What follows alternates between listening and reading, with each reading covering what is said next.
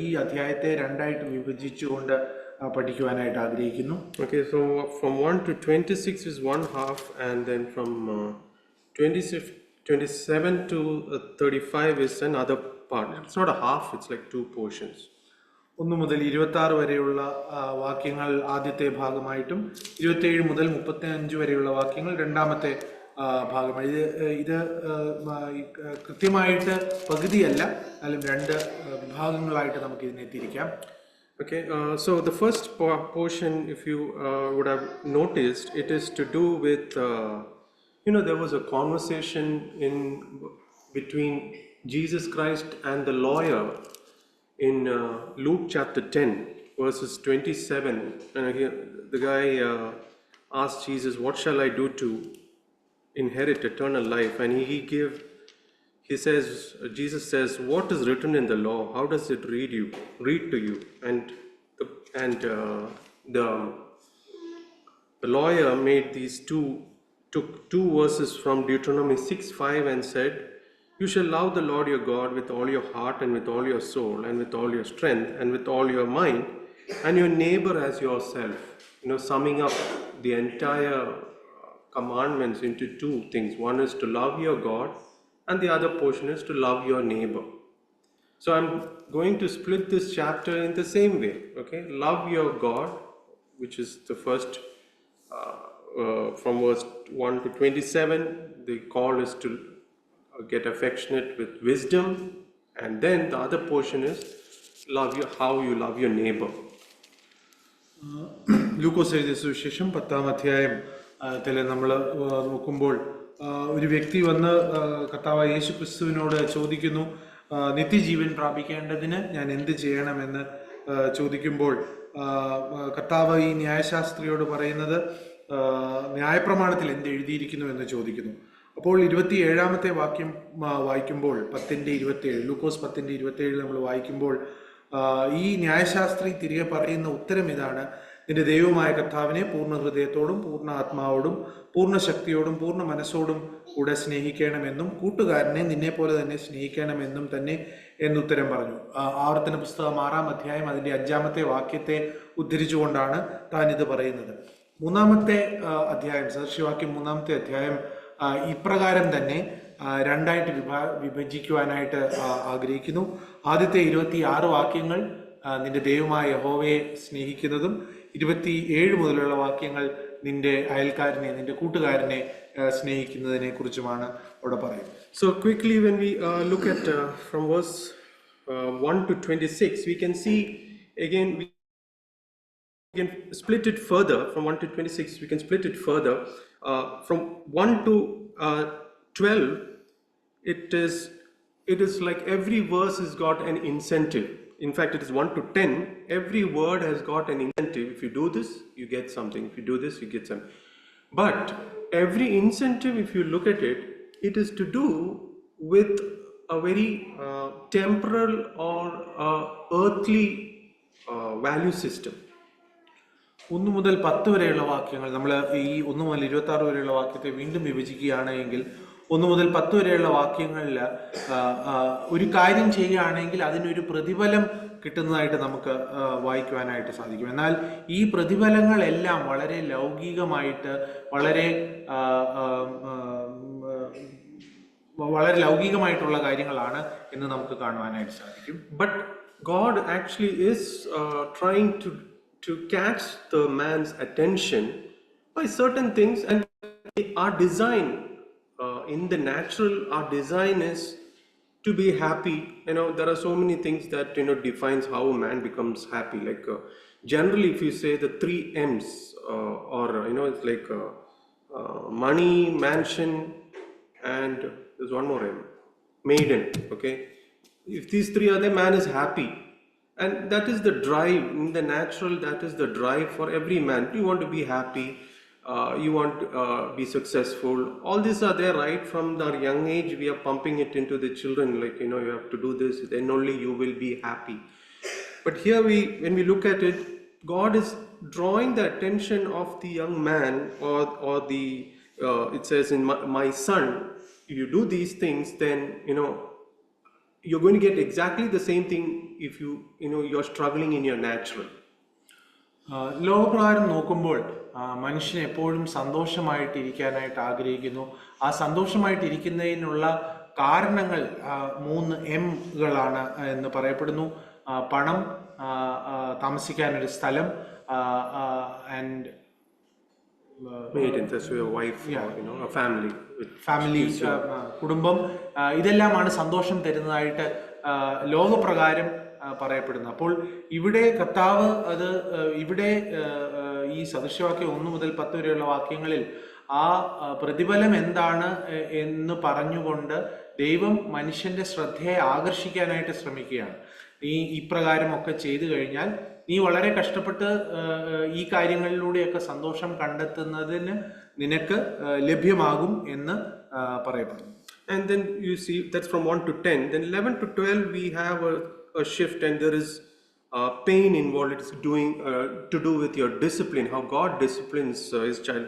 But if there is time, I will get in towards the end. I will get into the cycles of discipline in a believer's life. 11 and 12 is to do with discipline.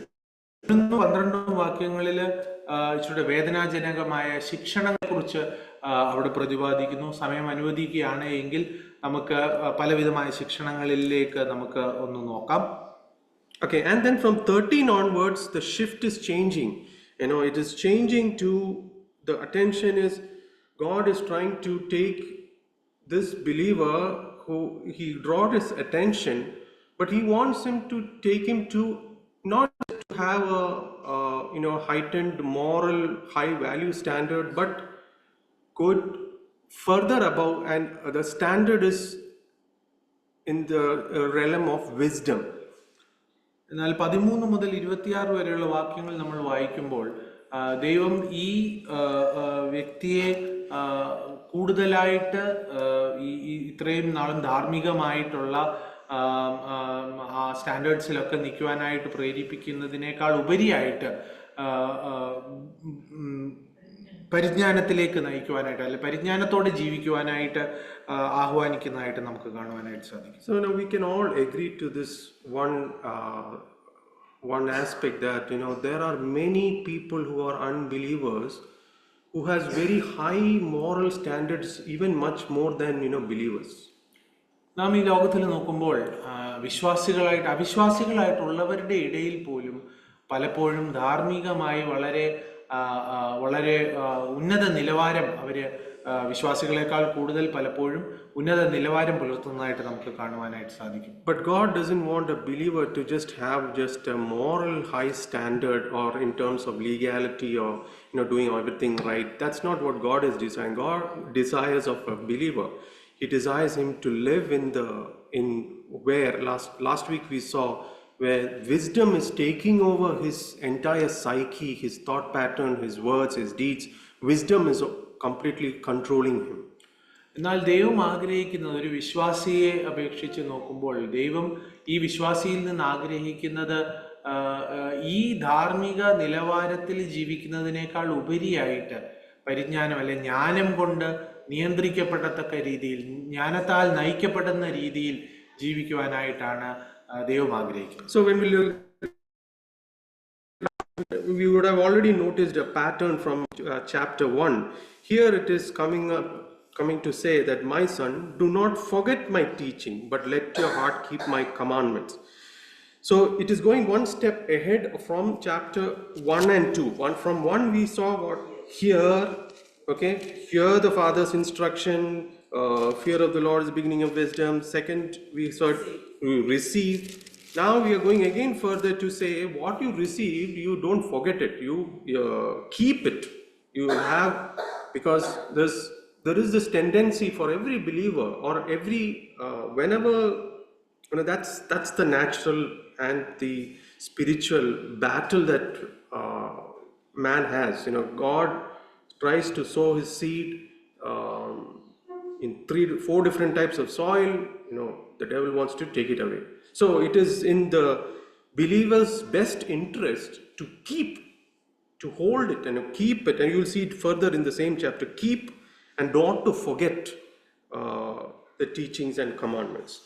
ഇവിടെ ഒന്നാമത്തെ വാക്യത്തിൽ നമ്മൾ വായിക്കുന്നത്, മകനെ എൻ്റെ ഉപദേശം മറക്കരുത്, നിന്റെ ഹൃദയം എൻ്റെ കൽപ്പനകളെ കാത്തുകൊള്ളട്ടെ. നമ്മൾ ഒന്നാമത്തെ വാക്യത്തിൽ ഈ വ്യക്തിയോട് ദൈവം പറയുന്നത് ഇത് കേൾക്കുക എന്നാണ്. രണ്ടാമത്തെ വാക്യത്തിൽ നമ്മൾ വായിക്കുമ്പോൾ അത് ചെവി കൊടുക്കുകയും അത് അനുഭവിക്കുകയും ചെയ്യുവാനായിട്ടുള്ള ആഹ്വാനമാണ്. എന്നാൽ ഈ മൂന്നാമത്തെ അധ്യായം വരുമ്പോഴത്തേക്ക് അത് മറക്കാതെ അത് കാത്തുകൊള്ളുവാനായിട്ടുള്ള ആഹ്വാനമാണ്. നമ്മൾ ദൈവവചനം നാല് നിലങ്ങളിൽ വിതയ്ക്കപ്പെടുന്ന വിത്തിനോട് സദൃശ്യമെന്ന് പറയുമ്പോൾ പിശാച് വന്ന് എടുത്തു കളയുവാനായിട്ടുള്ള സകലവിധ സാധ്യതകളുമുണ്ട്. അതുകൊണ്ട് മനുഷ്യൻ്റെ സ്വതസിദ്ധമായ രീതി അനുസരിച്ച് ഇത് മറന്നു പോകുവാനും അത് ഹൃദയത്തിൽ സംഗ്രഹിക്കാതിരിക്കുവാനുമുള്ള സാധ്യതകൾ കൂടുതലാണ്. അതുകൊണ്ടാണ് ഇവിടെ കൂടുതലായിട്ട് എടുത്തു പറയുന്നത് ഇത് മറന്നു പോകരുത്, ഇത് കാത്തുകൊള്ളുക എന്ന് ഉള്ള ആഹ്വാനം ഇവിടെ വരുന്നു. And the incentive for that is in verse 2, you have length of days and years of life and peace they will add to you. അതിന്റെ പ്രതിഫലം എന്ന് പറയുന്നത് രണ്ടാമത്തെ വാക്യത്തിൽ നമ്മൾ വായിക്കുന്നു, ദീർഘായുസ്സും ജീവകാലവും സമാധാനവും നിനക്ക് വർദ്ധിപ്പിച്ചു തരും എന്ന് നമ്മൾ വായിക്കുന്നു. Okay, now verse 2 is the incentive, which is again very temporary in this lifetime. But something to notice is that, I don't know, today probably in the Western countries we can say, okay, after a certain age, all your life you have been working, and after you retire, the government takes care of you, so you are secure. It's called social security. But I don't know how many of you really desire, especially in a country like India, to live long. Live long is becoming like a nightmare these days. But something to really look at for a believer's sake, from a believer's standpoint, peace is added. Okay, peace is added. This was not there when you were born. When was this added? In Malayalam it says peace is vardhipichu. But we need to know our starting point. Like in Romans chapter 5 verses 1, the moment you are believed, you are justified, and you have peace with God. That's like you are not born with peace, but it is added to you in your when you start your Christian life. But you lost it. One point of time you lost it. You were born lost of that peace because of the enmity between a holy God and a sinful man, and that gap has been bridged because of Christ coming down, and now the peace is established with God. So that is an added incentive, not just for your temporal, but slowly taking the attention of the person to the one who is above, your creator, redeemer and king. രണ്ടാമത്തെ വാക്യത്തിൽ നമ്മൾ വായിക്കുമ്പോൾ ദീർഘായുസ്സും ജീവകാലവും സമാധാനവും എന്ന ആ പ്രതിഫലത്തെക്കുറിച്ച് പറയുമ്പോൾ അത് വളരെ താൽക്കാലികമായിട്ടുള്ള ഒരു കാര്യമാണ്. എന്നാൽ ഇവിടെ പ്രത്യേകിച്ച് പറയുന്ന ഒരു കാര്യം, സമാധാനം വർദ്ധിപ്പിച്ചു തരും എന്നാണ് പറയുന്നത്. സമാധാനം ഇംഗ്ലീഷിൽ ആക്ച്വലി അത് പുതുതായിട്ട് തരും എന്നുള്ള രീതിയിലാണ് ഇംഗ്ലീഷിൽ അത് പറയുന്നത്. നാം മനസ്സിലാക്കേണ്ടത്, നമ്മൾ ജനിച്ചപ്പോൾ നമുക്ക് ഈ സമാധാനം ഉണ്ടായിരുന്നില്ല. തുടർന്ന് നമ്മൾ കർത്താവായ യേശുക്രിസ്തുവിനെ സ്വീകരിച്ച് കർത്താവായ യേശുക്രിസ്തുവിനാൽ നീതീകരിക്കപ്പെടുമ്പോൾ, റോമർക്ക് എഴുതിയ ലേഖനം 5-ാം അധ്യായം അതിൻ്റെ 1-ാമത്തെ വാക്യത്തിൽ നമ്മൾ വായിക്കുമ്പോൾ, നീതീകരിക്കുമ്പോൾ ദൈവത്തോട് നമുക്ക് സമാധാനമുണ്ട്. അപ്പോൾ കർത്താവായ യേശുക്രിസ്തുവിൽ വിശ്വാസം അർപ്പിച്ച് നമ്മളൊരു പുതുജനനം പ്രാപിക്കുമ്പോഴാണ് ഈ സമാധാനം നമ്മുടെ ജീവിതത്തിലേക്ക് പുതുതായിട്ട് തുടങ്ങുന്നത്. അതാണ് താൽക്കാലികമായിട്ടല്ലാത്ത ഒരു പ്രതിഫലമായിട്ട് ഇവിടെ നമുക്ക് കാണുവാനായിട്ട് സാധിക്കുന്നത്. ഇവിടെ വീണ്ടും താൽക്കാലികമായിട്ടുള്ള പ്രതിഫലത്തിൽ നിന്ന് തുടങ്ങി നിത്യമായിട്ടുള്ള ഒരു പ്രതിഫലത്തിലേക്ക് നയിക്കുന്നതായിട്ട് നമുക്ക് കാണുവാനായിട്ട് സാധിക്കും. But God does not want us to just remain with that level of peace, but go ahead. That we will get into it when we come into verse 17. We will see further. This not just okay, the relationship is established and that's it. No, I'm living my own life as a normal person, like anyone in the world. എന്നാൽ ഇത് താൽക്കാലികമായിട്ട് ഉള്ള ഇതിൽ നിന്ന് അപ്പുറമായിട്ട് നിത്യമായിട്ടുള്ള ഒരു സമാധാനത്തിലേക്ക് കടന്നു വന്നു അവിടം കൊണ്ട് തീരുന്ന ഒരു കാര്യമല്ല. അതിനേക്കാൾ അപ്പുറമായിട്ടുള്ള ഒരു സമാധാനത്തെക്കുറിച്ച് നമ്മൾ തുടർന്ന് 17-ാമത്തെ വാക്യത്തിൽ വായിക്കുമ്പോൾ നമുക്ക് കാണുവാനായിട്ട് സാധിക്കും. അതിലേക്കാണ് നയിക്കുവാനായിട്ട്, ഈ വ്യക്തിനെ നയിക്കുവാനായിട്ട് ദൈവം ആഹ്വാനം ചെയ്യുന്നത്. In verse 3 we come to another to compose, like, do not let kindness and truth leave you, bind them around your neck, write them on the tablet of your heart. 3-ാമത്തെ വാക്യത്തിൽ നമ്മൾ വായിക്കുന്നത്, ദയയും വിശ്വസ്തതയും നിന്നെ വിട്ടുപോകരുത്, അവയെ നിന്റെ കഴുത്തിൽ കെട്ടിക്കൊള്ളുക, നിന്റെ ഹൃദയത്തിന്റെ പലകയിൽ എഴുതിക്കൊള്ളുക. So kindness and truth, you see the two composes, like just like you read in John chapter 1 verses 17, the law is a very familiar verse. Law came through Moses, but grace and truth came through Jesus Christ. So now we are getting into something which has to be tied on your neck. That's what it reads, right? Tied around your neck. ദയയും വിശ്വസ്തതയും എന്നതിനെ കുറിച്ച് നമ്മൾ ചിന്തിക്കുമ്പോൾ വിശ്വസ്തത എന്നുള്ളതിനേക്കാളും ഇംഗ്ലീഷിൽ truth എന്ന പദമാണ് ഉപയോഗിച്ചിരിക്കുന്നത്, സത്യം എന്ന പദമാണ് ഉപയോഗിച്ചിരിക്കുന്നത്. നമ്മൾ യോഹന്നാൻ എഴുതിയ സുവിശേഷം 1-ാം അധ്യായം അതിന്റെ 17-ാമത്തെ വാക്യത്തിൽ നമ്മൾ വായിക്കുന്നത്, ന്യായപ്രമാണം മോശ മുഖാന്തരം ലഭിച്ചു, കൃപയും സത്യവും യേശു ക്രിസ്തു മുഖാന്തരം വന്നു, ഇത് നിന്റെ കഴുത്തിൽ കെട്ടിക്കൊള്ളുക, ഹൃദയത്തിന്റെ പലകയിൽ എഴുതിക്കൊള്ളുക എന്നാണ് പറയുന്നത്. Okay, now why do you have to tie something around your neck? Like we have all gone to these government offices or banks, the cash teller counter. You have something tied over there, right? It is a pen. You see, it is tied so that you don't lose it. So here the thought is this, that generally we are sometimes very quick to pass judgment. We're quick to pass judgment on anybody. Even sometimes us, we pass a judgment. Now, when you look at Christ, he says the law is actually that. Okay, the law. Moses came. Okay, execute the judgment. There's no kindness. But when it comes to Jesus Christ, it is grace and truth. So it is not just grace. It's not just kindness alone. It is not just truth alone, it is both then. Now if grace is alone, then it becomes a permissible and a lascivious lifestyle. If it is truth alone, then it becomes legalism. It has to be both grace and truth. So then we'll get into it. Yeah. എന്തുകൊണ്ടാണ് ഇത് കഴുത്തിൽ കെട്ടിക്കൊള്ളുക എന്ന് പറയുന്നത് എന്ന് നമുക്ക് ചിന്തിക്കാം. ഉദാഹരണത്തിന് നമ്മളൊരു ഗവൺമെന്റ് ഓഫീസിൽ പോവുകയോ അല്ലെങ്കിൽ ഒരു ബാങ്കിൽ പോവുകയോ ചെയ്യുമ്പോൾ അവിടെ എഴുതുവാനായിട്ട് ഫോമൊക്കെ ഫില്ല് ചെയ്യുവാനായിട്ട് ഒരു പേന അത് കെട്ടിവെച്ചിരിക്കുന്നതായിട്ട് നമുക്ക് കാണുവാനായിട്ട് സാധിക്കും. അത് എന്തുകൊണ്ടാണ് ആ പേന അവിടെ കെട്ടിവെച്ചിരിക്കുന്നത്? അത് നഷ്ടപ്പെട്ടു പോകാതിരിക്കുവാനായിട്ട്. അതുപോലെ തന്നെ ദയയും വിശ്വസ്തതയും നിന്റെ കഴുത്തിൽ കെട്ടിക്കൊള്ളുക എന്ന് പറയുമ്പോൾ ദയയും വിശ്വസ്തതയും രണ്ടും പ്രാധാന്യം അർഹിക്കുന്നതാണ്. ദയ മാത്രമാണ് എങ്കിൽ നാം വിശ്വസ്തത മാത്രമാണ് അല്ലെങ്കിൽ സത്യം മാത്രമാണ് എങ്കിൽ നമ്മൾ ലീഗലിസ്റ്റിക് ആവും, നമ്മൾ റൂൾസിനനുസരിച്ച് പോകാനായിട്ട് ശ്രമിക്കും. ദയ മാത്രമാണെങ്കിൽ അത് ലൈസൻസ് പോലെയാവും, നമുക്ക് എന്തും ചെയ്യാനുള്ള അർഹതയുണ്ട് എന്ന് നമ്മൾ ചിന്തിക്കാനും ഇടയുണ്ട്.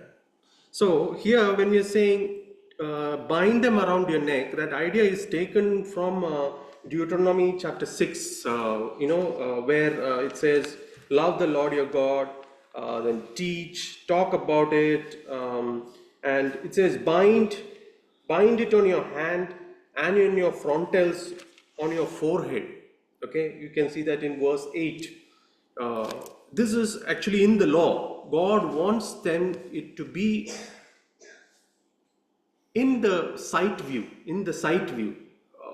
Like imagine like you're going on the road and you're speeding and there is a hump. What if the roads authorities thought of keeping this hump, notice like hump ahead, right? Hump ahead. It is actually in your eyes view.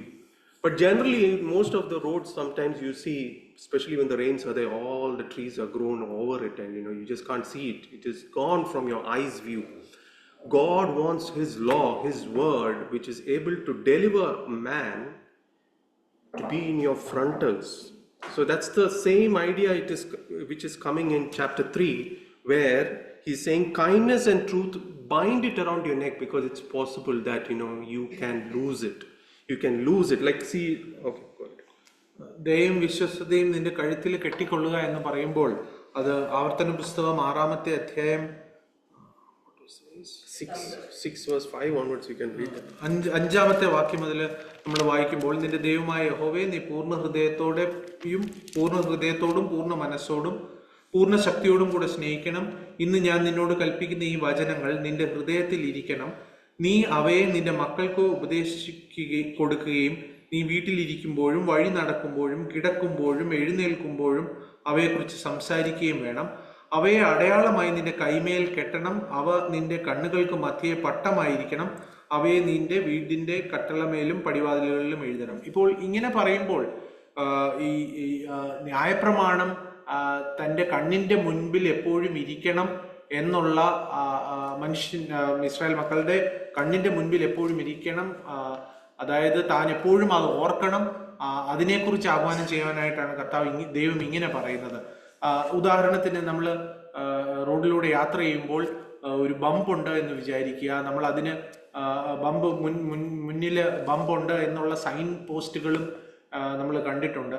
എന്നാൽ ഈ വൃക്ഷത്തിന്റെ ഇതൊക്കെ കൂടുതലായിട്ട് വളർന്നു കഴിയുമ്പോൾ പലപ്പോഴും ഈ sign പോസ്റ്റുകളൊന്നും നമ്മൾ കാണാറില്ല. അപ്പോൾ അത് മറന്നു പോകാനായിട്ട്, അത് വിട്ടുപോകുവാനായിട്ടുള്ള സാധ്യതകൾ മനുഷ്യനുണ്ട്. അതുകൊണ്ടാണ് ഇവിടെ പ്രത്യേകമായിട്ട് എടുത്തു പറയുന്നത് അത് നിന്റെ കഴുത്തിന് ചുറ്റും കെട്ടണം. എപ്പോഴും അത് നിന്റെ കണ്ണിന് മുൻപിൽ ദയയും വിശ്വസ്തതയും ഉണ്ടായിരിക്കണം എന്ന് ദൈവം പറയുന്നതിന്റെ കാരണം അതുകൊണ്ടാണ്. So kindness and truth, and I told you about if it is only truth, we are quick to pass judgment. Like, look at these. There's some weird characters in John chapter 7. We know these guys are, they were behind Jesus Christ, how to trap him somehow in words or deeds. These are the guys, like in verse 45, John 7:45. They are the chief priest and the officers and Pharisees. These guys, what are they doing? They are trying their best to trap Jesus, and they have a weird way of passing judgment. Look at the judgment they pass on in verse 49.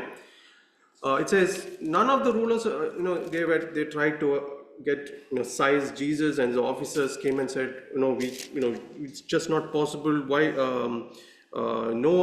Nobody was willing to, hold him. Never have, in 46 it says, never has a man spoken this way. So they were unable to, size him. But then these guys making a statement here in verse 49. But this crowd, which does not know the law, is accursed.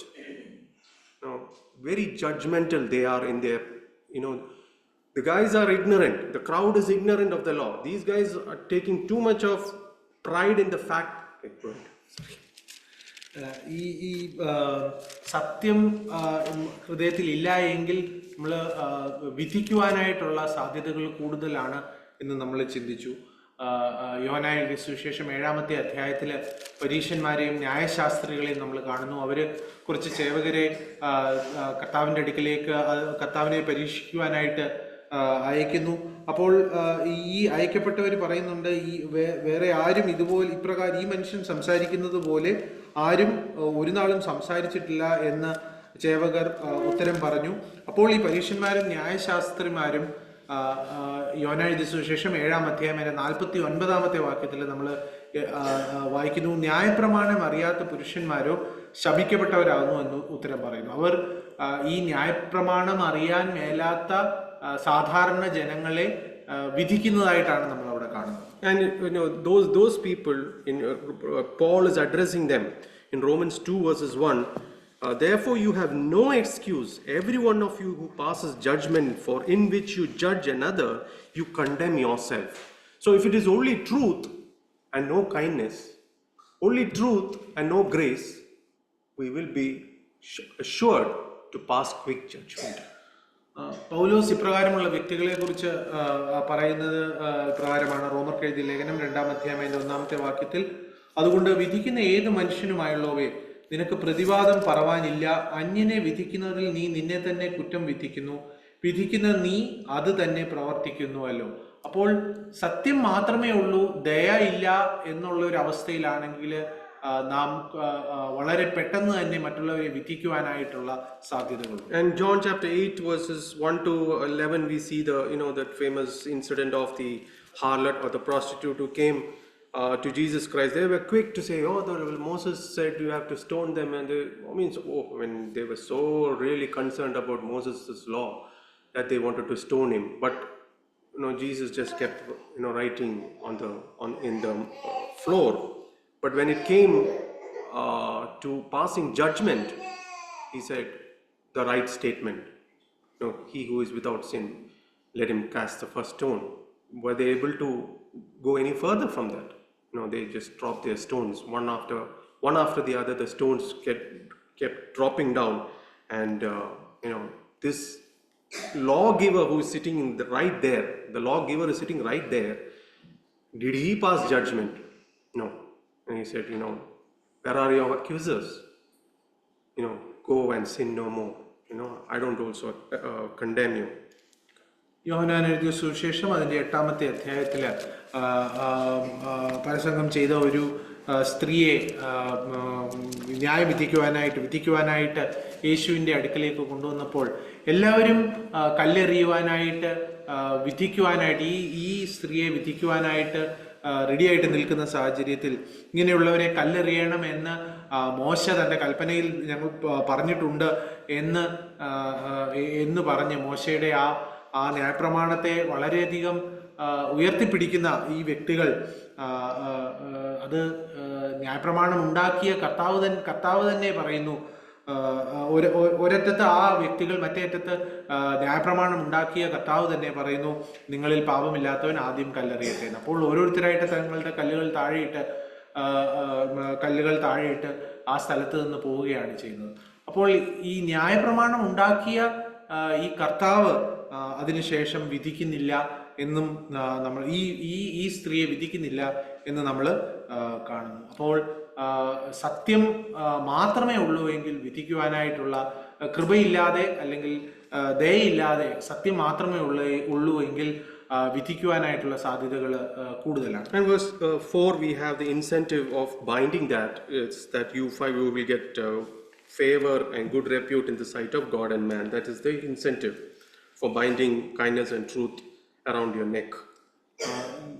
മൂന്നാം സദൃശവാക്യം 3:4 നമ്മൾ ഈ കഴുത്തിന് ചുറ്റും ദയയും വിശ്വസ്തതയും കെട്ടുകയാണ് എങ്കിൽ ഉള്ള പ്രതിഫലം നമുക്ക് കാണുവാൻ സാധിക്കും. ദൈവത്തിനും മനുഷ്യർക്കും ബോധ്യമായ ലാവണ്യവും സൽബുദ്ധിയും പ്രാപിക്കും.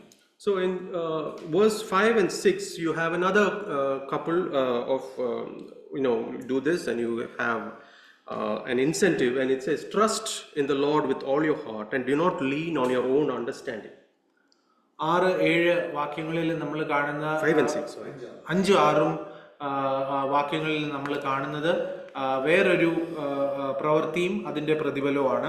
5-ാമത്തെ വാക്യത്തിൽ നമ്മൾ വായിക്കുന്നത് പൂർണ്ണ ഹൃദയത്തോടെ യഹോവയിൽ ആശ്രയിക്കുക, സ്വന്തം വിവേകത്തിൽ ഊന്നരുത് എന്നാണ്. Now here we see a term trust in the Lord, and then you have own understanding, two terms. 2 വാക്കുകളാണ് നമ്മൾക്ക് ഇവിടെ കാണുവാനായിട്ട് സാധിക്കുന്നത്. യഹോവയിൽ ആശ്രയിക്കുക ഒന്ന്, രണ്ടാമത്തേത് സ്വന്തം വിവേകത്തിൽ. So last time we looked at what was understanding. We said understanding is the knowledge of God is understanding. കഴിഞ്ഞ പ്രാവശ്യം നമ്മൾ ദൈവത്തെക്കുറിച്ചുള്ള അറിവ് ആണ് ബുദ്ധി എന്നാണ് നമ്മൾ കണ്ടത്. The knowledge of God is understanding. That was in Proverbs 8 if I am not wrong. Right?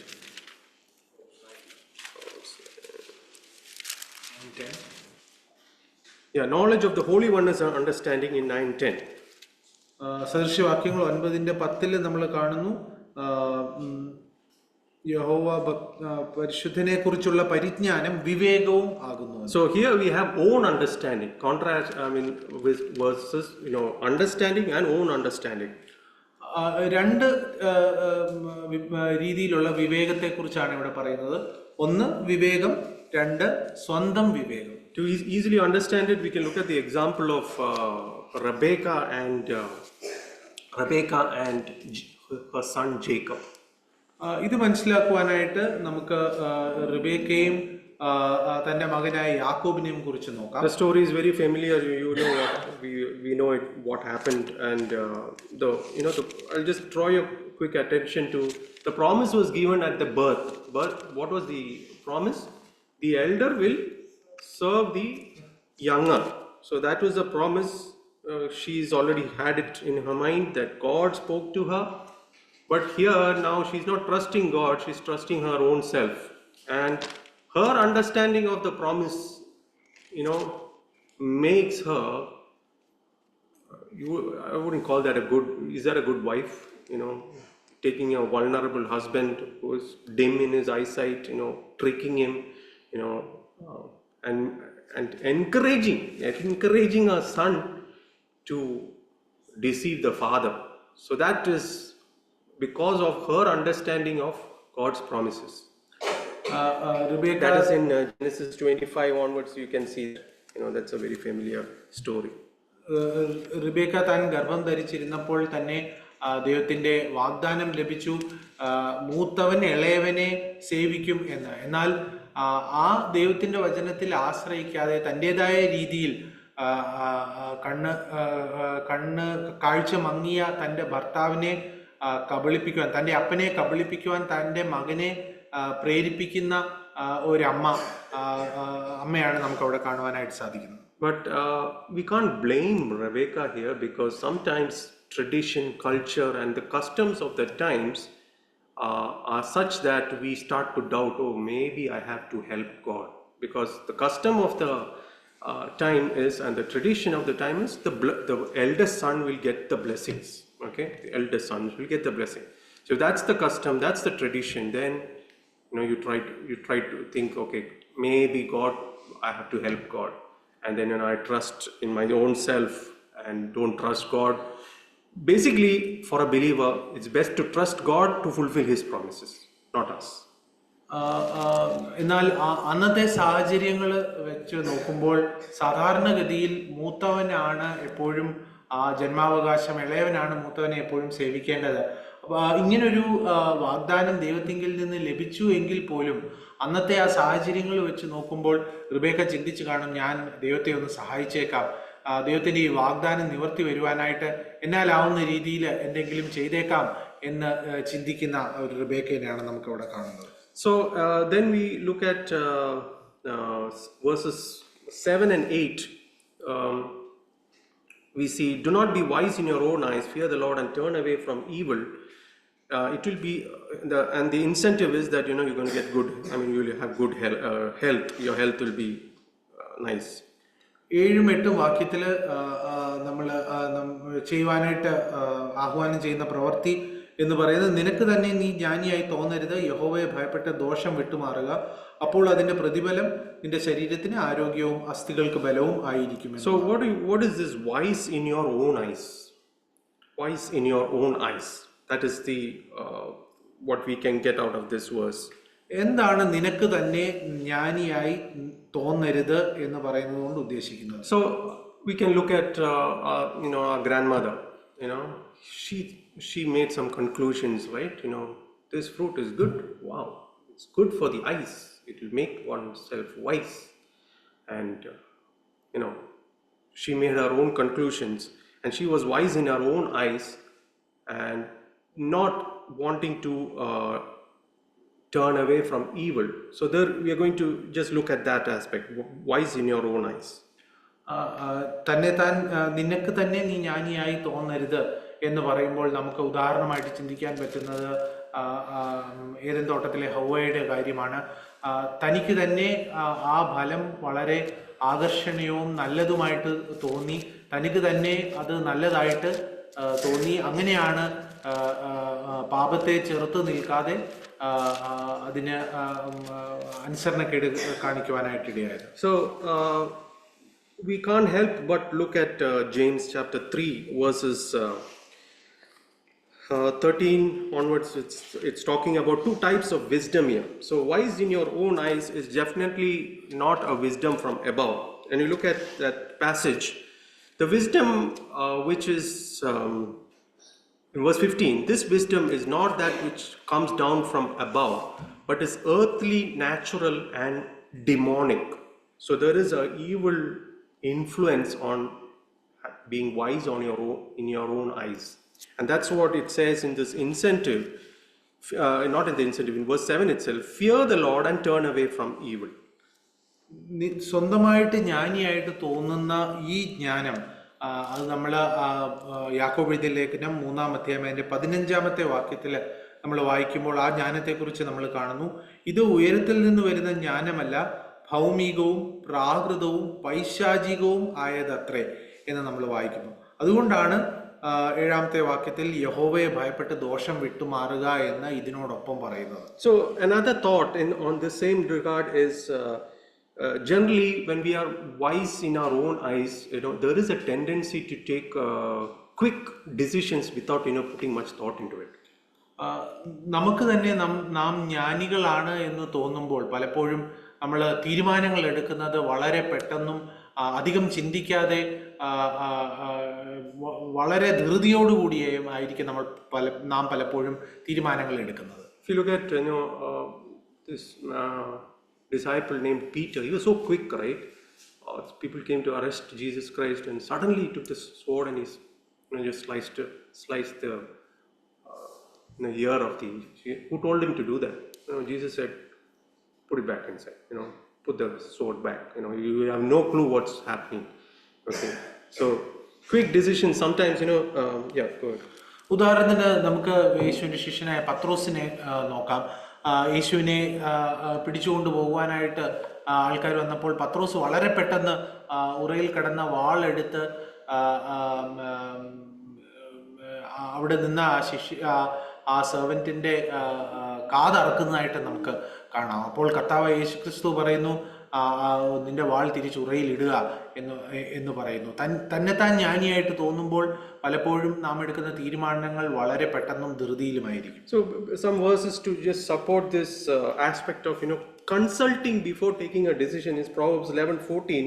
It says, in the multitude of counselors there is victory. Many kings, sometimes they went to war without consultation. Some of them went, like last time we saw Josiah, there was no consultation, right? Josiah just went, king is telling him, please, God has told me to do this, but he's just adamant that, he goes and, gets hurt in the battle. But we have another king named Hezekiah. Hezekiah was a king who he wanted really I think he's the one who aligned with Ahab. Hezekiah, though he was Jehoshaphat, he really wanted to hear God speak. And what really happened? Many prophets came and said, "Go ahead, go ahead." So there are so many people saying, "Go ahead," but again he's confused. Should I really go? And then he's waiting for that one prophet to come, and that comes Micah. Micah comes and said, "No, you're going to get defeated."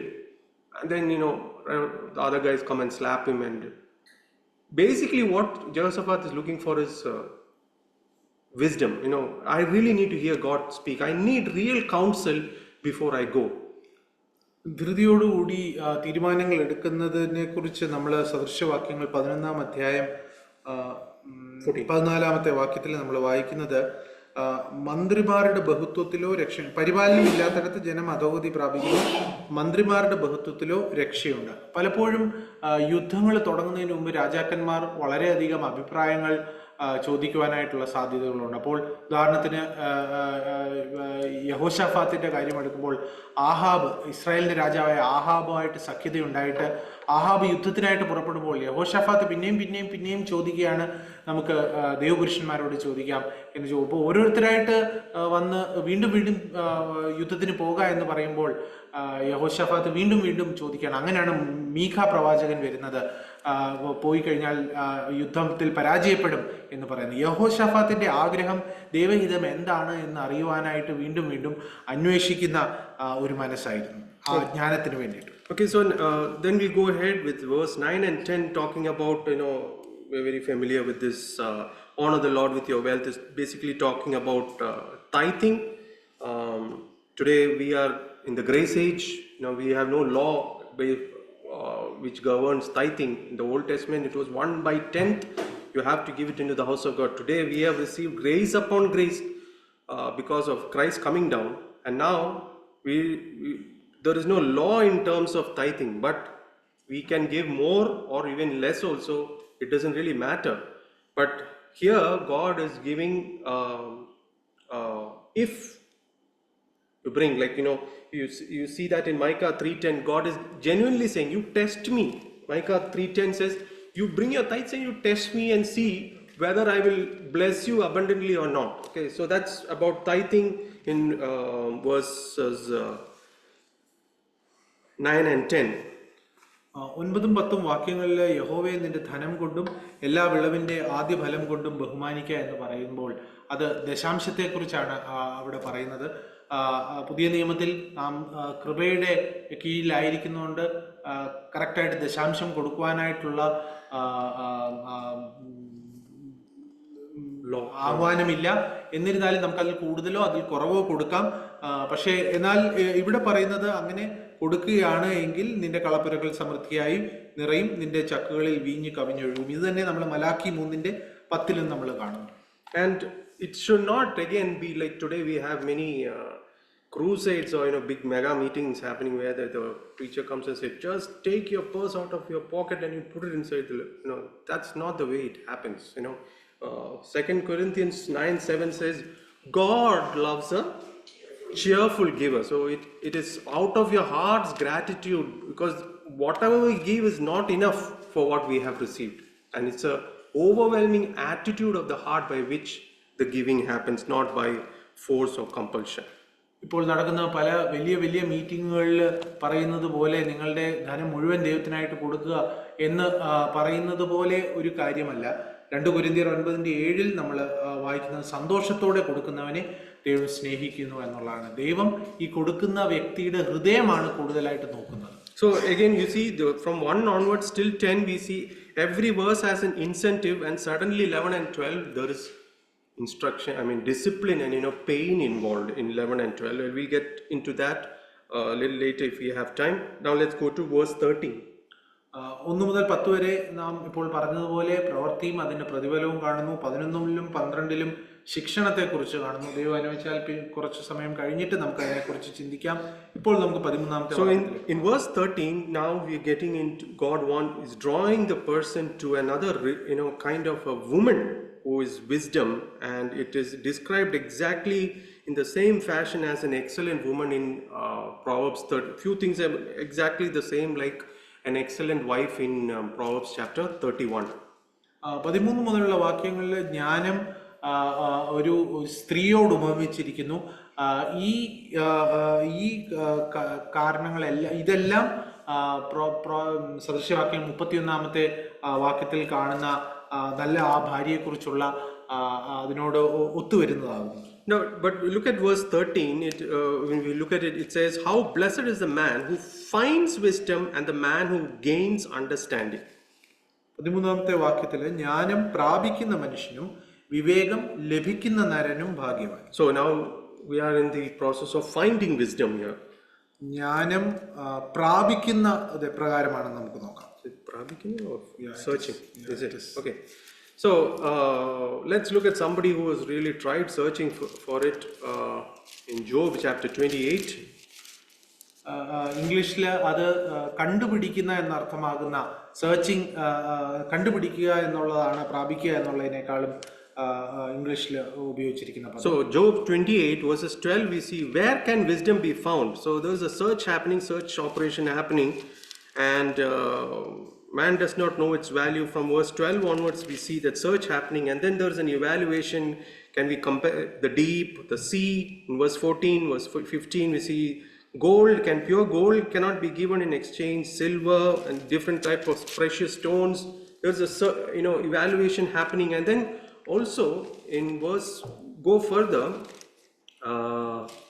You see one verse in verse 22, Abaddon and death say, we the years have heard a report of it. Okay, they're searching for wisdom.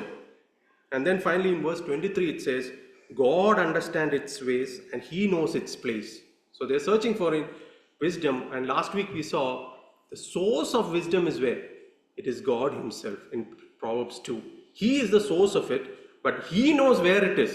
You don't have, man doesn't have to search for it. And then when we come down further, it is when we come to the end of the chapter, it says, and to the man he said, who is saying to God is telling man, behold, fear of the Lord, that is wisdom, and departing from evil is understanding. യോബിന്റെ പുസ്തകം 28-ാമത്തെ അധ്യായത്തിൽ 12-ാമത്തെ വാക്യത്തിൽ നമ്മൾ ഇപ്രകാരം വായിക്കുന്നു, എന്നാൽ ജ്ഞാനം എവിടെ കിട്ടും, വിവേകത്തിന്റെ ഉത്ഭവസ്ഥാനം എവിടെ? തുടർന്ന് നമ്മൾ വായിക്കുമ്പോൾ നമ്മൾ അത് ആഴിയിലില്ല, സമുദ്രത്തിന്റെ പക്കലില്ല, വിലയായിട്ട് തങ്കം കൊടുത്താലും വെള്ളി കൊടുത്താലും അത് ലഭിക്കുകയില്ല, പവിഴത്തിന്റെയും പളുങ്കിന്റെയും പേര് കൊണ്ട് അത് നേടിയെടുക്കാനായിട്ട് സാധിക്കത്തില്ല.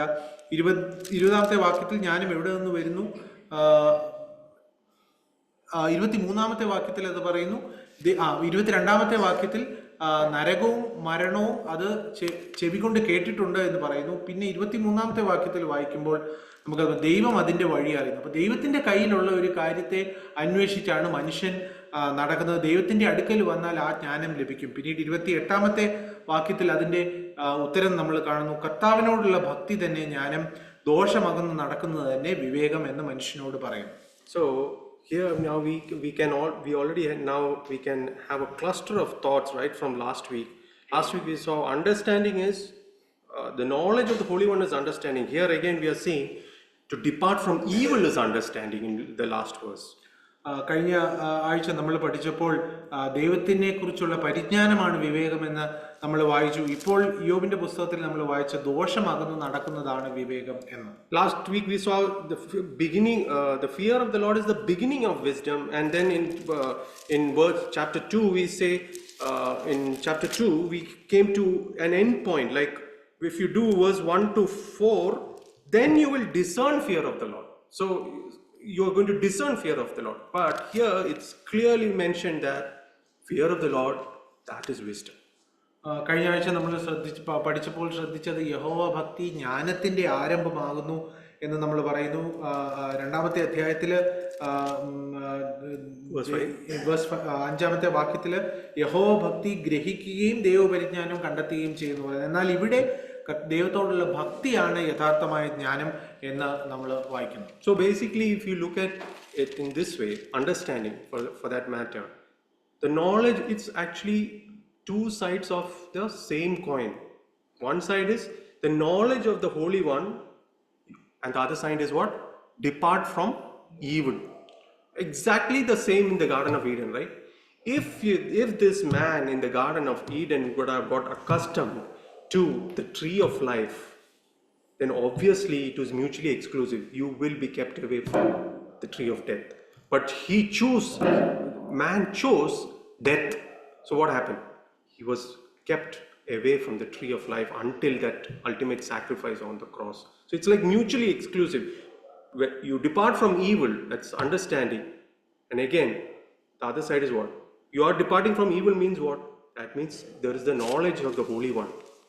Because of the knowledge of the Holy One, a believer is able to depart from evil. ഒരു നാണയത്തിന്റെ രണ്ട് വശങ്ങളായിട്ട് നമുക്കിത് കാണുവാനായിട്ട് സാധിക്കും. ദൈവത്തിനെ കുറിച്ചുള്ള പരിജ്ഞാനം ഒരു സൈഡില്, മറ്റേ സൈഡില് ദോഷം വിട്ട് അകന്ന് ജീവിക്കുന്നത്. ഇത് തന്നെയാണ് ഏദൻ തോട്ടത്തിൽ നമ്മൾ കണ്ടത്. ജീവന്റെ വൃക്ഷം ഉണ്ട്, മരണത്തിന്റെ വൃക്ഷമുണ്ട്. അപ്പം മരണം ചൂസ് ചെയ്തപ്പോൾ, തിരഞ്ഞെടുത്തപ്പോൾ ജീവനെ നഷ്ടപ്പെടുത്തുന്ന മനുഷ്യൻ, യഥാർത്ഥമായ വിശ്വാസി ദൈവത്തെ കൂടുതൽ ദൈവത്തോടുള്ള പരിജ്ഞാനത്തിൽ വർദ്ധിക്കുമ്പോൾ ദോഷം വിട്ട് അകന്ന് ജീവിക്കുവാനായിട്ട് ഇടയാകും എന്നതിൽ നിന്ന് നമുക്ക് മനസ്സിലാക്കാം. So when we go further, when we read verse 16 and 17, again there is long life is in her right hand, and left hand are riches and honor. And in 17 it says her ways are pleasant weight. Or so in verse 2 we had a peace, right? In verse 2 we had a peace, and your relationship is established. But here now we are going to another level of peace, okay, because of getting intimate with who? That woman here in wisdom. That is wisdom. Because of getting intimate with wisdom, you're getting another realm of peace. That is what you see in verse 17. Her ways are pleasant and all her paths are peace. 16-17 വാക്യങ്ങളിൽ നമ്മൾ വായിക്കുന്നത്, അതിൻ്റെ വലങ്കയിൽ ദീർഘായുസ്സും ഇടങ്കയിൽ ധനവും മാനവും ഇരിക്കുന്നു, അതിൻ്റെ വഴികളിൽ ഇമ്പമുള്ള വഴികളും അതിൻ്റെ പാതകളെല്ലാം സമാധാനവുമാവുന്നു. നമ്മൾ നേരത്തെ വായിച്ചതനുസരിച്ച് സമാധാനമുണ്ട് എന്ന് പറയുന്നു. എന്നാൽ ഈ സ്ത്രീയുമായിട്ടുള്ള അടുപ്പമുള്ള ബന്ധം മൂലം തൻ്റെ പാതകളെല്ലാം സമാധാനമാകുന്നു എന്ന് അടുത്ത ലെവലിലുള്ള ഒരു സമാധാനത്തെക്കുറിച്ചാണ് പറയുന്നത്. And this level is what we can read a couple of verses on that level of peace. Isaiah 26 verses 3, it says, the steadfast of mind you will keep him in. Yeah, that is going to be perfect, in perfect condition of peace. In other words, this is the same peace that Jesus wanted us to have. In John 14:27, it says what? My peace I give to you. Not as the world gives, which means the world has got some sort of peace, and it's got false peace. It's very temporal. It's there today, tomorrow it's not there. That is the level of peace, that is the temporal peace that the world has got to give. But the peace which the one who came from heaven, that peace is not just relationship established with peace with God, but getting more and more intimate. Isaiah 26:3. യെശയ്യാവിന്റെ പുസ്തകം 26-ാമത്തെ അധ്യായത്തിൽ വായിക്കുന്നു, സ്ഥിരമാനസൻ നിന്നിൽ ആശ്രയം വെച്ചിരിക്കുകൊണ്ട് നീ അവനെ പൂർണ്ണ സമാധാനത്തിൽ കാക്കുന്നു. പൂർണ്ണമായ സമാധാനം അത് യഥാർത്ഥത്തിൽ കർത്താവായ യേശുക്രിസ്തു യോഹന്നാൻ എഴുതിയ സുവിശേഷം 14-ാമത്തെ അധ്യായത്തിൽ എൻ്റെ 27-ാമത്തെ വാക്യത്തിൽ സമാധാനം ഞാൻ നിങ്ങൾക്ക് തന്നേച്ചു പോകുന്നു, എൻ്റെ സമാധാനം ഞാൻ നിങ്ങൾക്ക് തരുന്നു, ലോകം തരുന്നത് പോലെയല്ല ഞാൻ നിങ്ങൾക്ക് തരുന്നത്, നിങ്ങളുടെ ഹൃദയം. അപ്പോൾ ലോകപ്രകാരം തരുന്ന സമാധാനം അതുണ്ട്, അത് വളരെ താത്കാലികമാണ്. എന്നാൽ കർത്താവായ യേശുക്രിസ്തു തരുന്ന കർത്താവിൻ്റെ സമാധാനം എപ്പോഴും നിലനിൽക്കുന്നതാണ്. So I'm just accelerating a little bit faster because we are already cut out of time. This peace of God is sometimes which we normally we can all agree to the fact that there is anxiety, whether believer or unbeliever, there is a lot of anxiety, right? What does the Bible say about this anxiety? In Philippians chapter 4, do not be anxious, it says, right? Do not be anxious. And there is this term in 4 verses 7, let the peace of God guard your heart and mind. So it's very possible for the believer's heart and mind to get troubled, get too much anxious for it can be various things, details of life. You can get anxious, what's going to happen to me, what's going to be, that can be prevented when wisdom is allowing the person, or the person gets intimate with wisdom. This peace of God, it guards your heart and mind. മാനുഷിക സഹജമാണ് ഭയത്തോടെ ടെൻഷനോട് കൂടി ജീവിക്കുക എന്നുള്ളത്. എന്നാൽ ഫിലിപ്പിയർക്ക് എഴുതിയ ലേഖനം 4-ാം അധ്യായം 7-ാമത്തെ വാക്യത്തിൽ നമ്മൾ വായിക്കുന്നത്, എന്നാൽ സകല ബുദ്ധിയും കവിയുന്ന ദൈവസമാധാനം നിങ്ങളുടെ ഹൃദയങ്ങളെയും നിലവുകളെയും ക്രിസ്തു യേശുവിങ്കൽ കാക്കുമെന്ന്. ഒരു വിശ്വാസിയെ സംബന്ധിച്ച് ഈ ടെൻഷനും ഭയവും എല്ലാം വരുമ്പോൾ സകല ബുദ്ധിയും കവിയുന്ന ആ ദൈവത്തിൻ്റെ സമാധാനം നമ്മുടെ ഉള്ളിൽ ഉണ്ടായിരിക്കണം എന്നാണ് ഇവിടെ ആഹ്വാനം ചെയ്യുന്നത്. Okay, so again we see in 2 Thessalonians 3 verses 16, the Lord of peace himself continually grant you peace in not when your times are good, but in every circumstance. Whether your times are good or bad, that peace is going to be continually given in 2 Thessalonians 3 verses 16. 2 തെസ്സലോനിക്കർ 3:16 നമ്മൾ വായിക്കുന്ന, സമാധാനത്തിന്റെ കർത്താവായവൻ താൻ നിങ്ങൾക്ക് എല്ലായ്പ്പോഴും സകല വിധത്തിലും സമാധാനം നൽകുമാറാകട്ടെ. ഇടയ്ക്കിടയ്ക്കല്ല, എപ്പോഴും ഏത് സാഹചര്യത്തിലും എപ്പോഴും സമാധാനം നൽകുമാറാകട്ടെ എന്ന് നമ്മൾ അവിടെ വായിക്കും. So if you go, when we go further, the intensity of wisdom is increasing. In verse 18, it's a tree of life. Happy is all who hold her fast. And then going further, what I want to bring to your attention is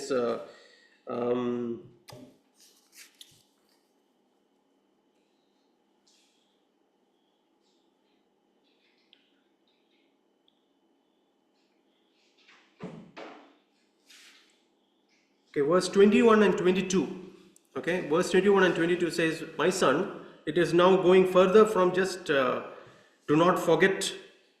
Okay, verse 11, do not reject, do not forget, do not reject. Now it is going to, my son, let them not vanish from your sight. Keep sound wisdom and discretion, so they will be life to your soul and adornment to your neck. ഈ ജ്ഞാനത്തിനെ കുറിച്ച് പിന്നീട് ജീവവൃക്ഷം എന്നുള്ള രീതിയിൽ 18-ാമത്തെ വാക്യത്തിൽ വായിക്കുന്നു. ആദ്യം നമ്മൾ ഇതിനെക്കുറിച്ച് മറക്കരുത്, പിന്നെ 11-ാമത്തെ വാക്യത്തിൽ അതിനെക്കുറിച്ച് അത് നിരസിക്കരുത് എന്ന് വായിക്കുന്നു. എന്നാൽ 21-ാമത്തെ വാക്യം വായിക്കുമ്പോൾ അവ നിന്റെ ദൃഷ്ടിയിൽ നിന്ന് മാറിപ്പോകരുത്, അവ നിനക്ക് ജീവനും നിന്റെ കഴുത്തിന് അലങ്കാരവുമായിരിക്കുമെന്ന് വായിക്കുന്നു. Now think of it, last Sunday we were speaking about Josiah, right? We were meditating on Josiah. What happened to Josiah? Somebody found what? Somebody found the lost, yeah. Was it actually lost? No. It was there in the house of the Lord. That was the law told to Moses itself, that a copy of the book should be in the house of God. So it was not lost, like you have to go and search for it. It was always there. But what is the problem? The problem is man lost sight of it. It was there, but you lost sight of it. And that's why here now it's saying, let it be an adornment to your neck. It's not just tying around your